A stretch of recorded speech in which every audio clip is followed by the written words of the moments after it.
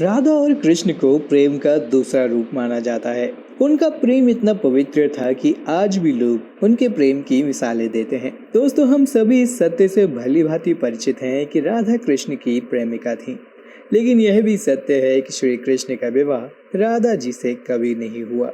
ऐसे में ये बात जानना और भी जरूरी हो जाता है कि आखिर राधा जी का विवाह किससे हुआ था। दोस्तों, आज तक कोई भी इस संबंध में स्पष्ट जानकारी नहीं दे पाया है। तो आइए आज दोस्तों हम और आप जानने का प्रयास करते हैं कि राधा जी का विवाह कब और किससे हुआ था, और क्या वह वास्तविकता में भगवान श्री कृष्ण की प्रेमिका थी। नमस्कार दोस्तों, और स्वागत है एक बार फिर से आप सभी का हमारे चैनल दैविक गुरु पर। दोस्तों, भारतीय पुराणों के अनुसार राधा माँ लक्ष्मी का अवतार थी और भगवान कृष्ण विष्णु भगवान के अवतार थे। माँ लक्ष्मी ने एक बार यह बात कही थी कि विष्णु जी के अलावा वह किसी और की जीवन संगिनी नहीं बनेंगी। इसी के अनुसार दोस्तों, गर्ग संहिता में भगवान श्री कृष्ण और राधा की शादी स्वयं परमपिता ब्रह्मा ने कराई थी, ऐसा हमें देखने को मिलता है। दोस्तों, एक बार की बात है जब नंद बाबा भगवान गोपाल को भंडीर ग्राम ले जा रहे थे कि अचानक एक दिन जब वह भंडीर जा रहे थे तो चुंदियाती रोशनी के साथ बहुत तेज का तूफान आया। दोस्तों, वह चुंदियाती रोशनी इतनी तेज थी कि नंद बाबा अपनी आंखें नहीं खोल पा रहे थे। उसी समय उन्हें ऐसा लगा जैसे कोई दिव्य शक्ति उनके आसपास है।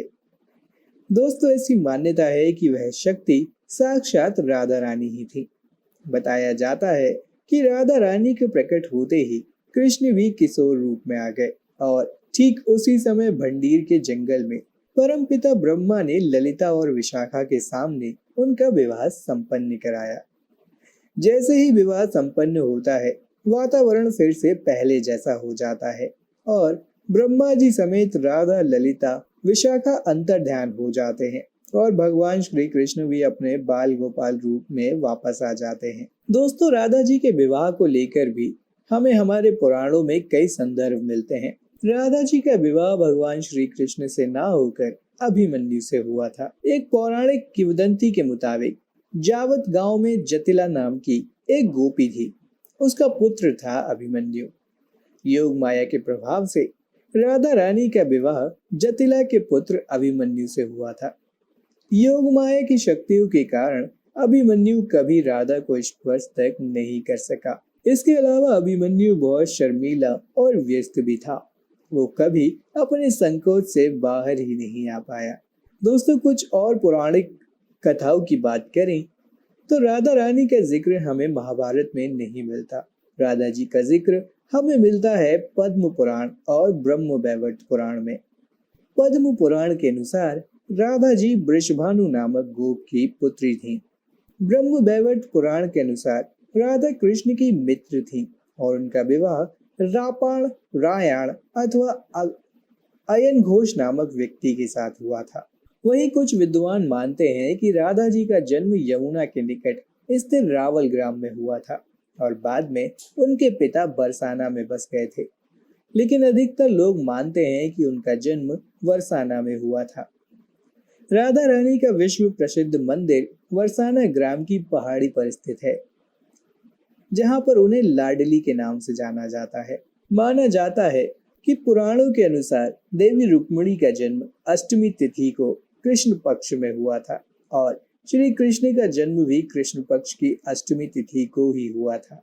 वह देवी राधा वह भी अष्टमी तिथि को अवतरित हुई थी। राधा जी के जन्म और देवी रुक्मिणी के जन्म में एक अंतर यह है कि देवी रुक्मिणी का जन्म कृष्ण पक्ष में हुआ था और राधा जी का शुक्ल पक्ष में। राधा जी को नारद जी के शाप के कारण विरह सहन करना पड़ा और देवी रुक्मिणी से कृष्ण जी की शादी हुई। दोस्तों, राधा और रुक्मिणी यूं तो दो हैं, परंतु दोनों ही माता लक्ष्मी के ही अंश हैं।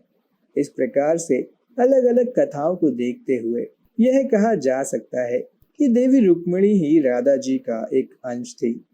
दोस्तों, आपके इस बारे में क्या विचार हैं? हमें कमेंट करके जरूर बताएं। वीडियो अगर आपको पसंद आया हो तो ज़्यादा से ज़्यादा लाइक और शेयर करें। चैनल को अगर आपने सब्सक्राइब नहीं किया है तो चैनल को सब्सक्राइब करें और जुड़े हमारे चैनल दैविक गुरु के साथ ऐसी ही और भी वीडियोस को देखने के लिए। तब तक के लिए आप सभी का धन्यवाद।